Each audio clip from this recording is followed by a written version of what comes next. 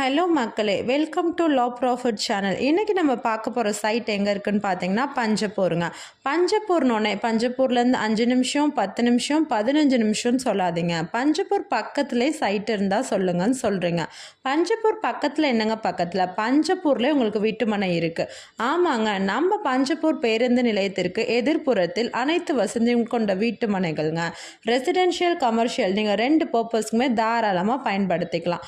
மனையை வாங்கி school, college, hotel, hospital போன்ற எல்லா விதமான கமர்ஷியல் பர்பஸ்க்கும் நீங்கள் தாராளமாக யூஸ் பண்ணிக்கலாங்க. பக்காவான ப்ராப்பர்ட்டி.